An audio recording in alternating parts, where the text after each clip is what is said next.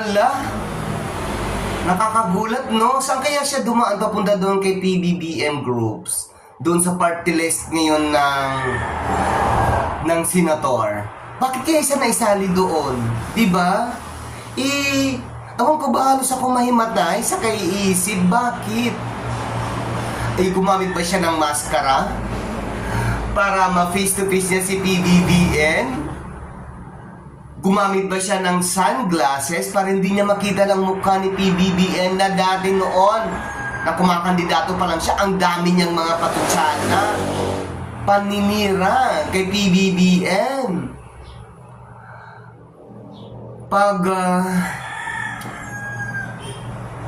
Pagdududa sa kaban daw ng bayan, hindi sa kaban niya.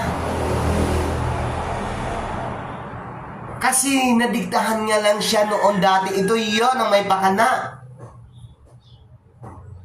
Yung matanda. Na-influensya siya, pareho silang click-click.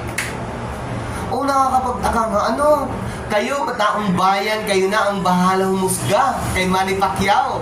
Nakakasuka nga kasi lahat yan record ko ng oras pa ng kumpanya niya. So, panoorin ninyo lahat na magiging clips ko dito sa aking episode. Saan kaya dumaan si Manny Pacquiao? Patungong stage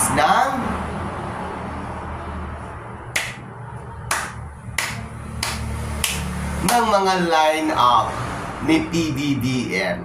Tunghayan nyo at panoorin nyo ang lahat ng mga paninira niya kay PBBM. Pag-aliposta na hindi maganda talaga pakinggan. Ang dami akong comments noon, 1 million ang views ko.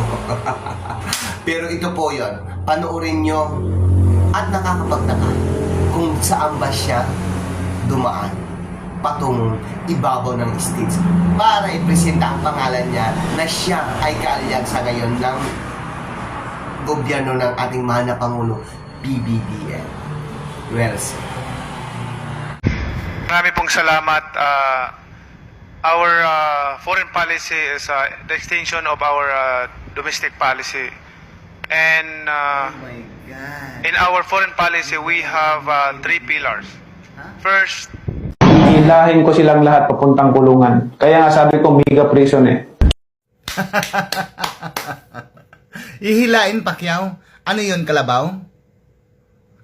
Nahihilain mo? Nakakatawa ka, Pacquiao. Masyado kang hambog.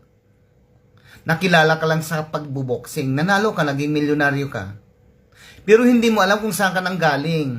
Dapat isipin mo kung saan ka nang galing. Dahil ang salapi, isang hiram lang yan. Pero,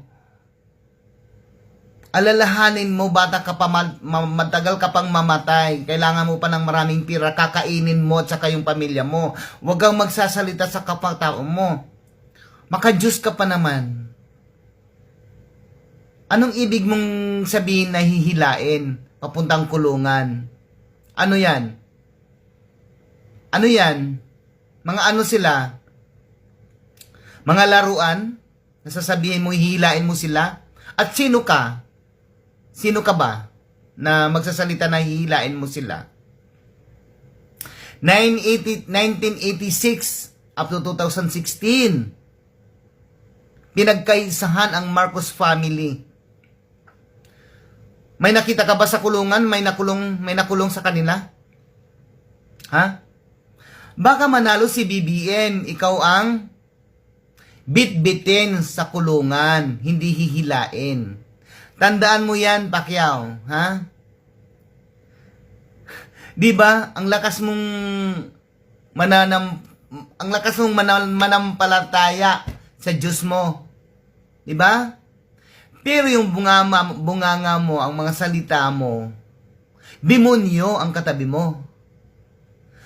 At bago ka magsalita, Pacquiao, walisin mo muna yung sarili mong bakuran bago ka pumunta sa ibang bakuran. Gets mo? Or i-explain ko pa sa'yo kasi bobo ka.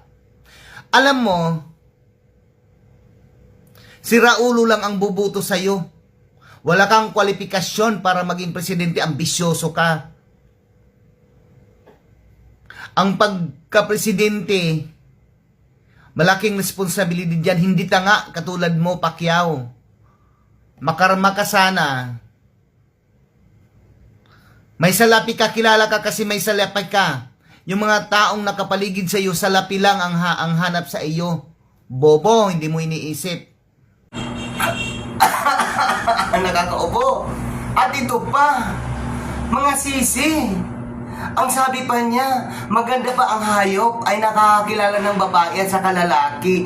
Ibig sabihin tayo, mga sisi, Quini-question din tayo ni Pacquiao, ni Manny Pacquiao. So kayo nang bahala kay Pacquiao.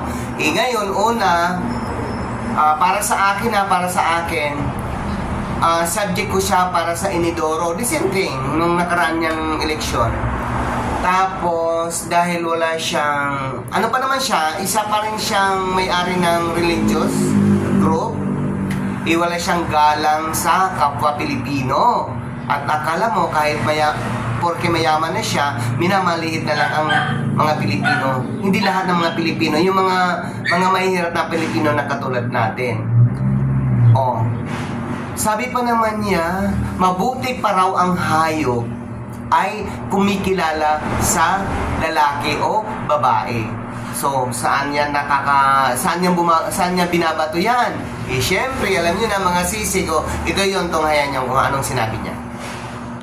Mabuti pa yung hayop. Marunong kumikilala kung lalaki o lalaki, babae, babae. Ngayon, kung lalaki sa lalaki o babae sa babae, mas masahol pa sa hayop ang tao. Ganon. Che! Pacquiao.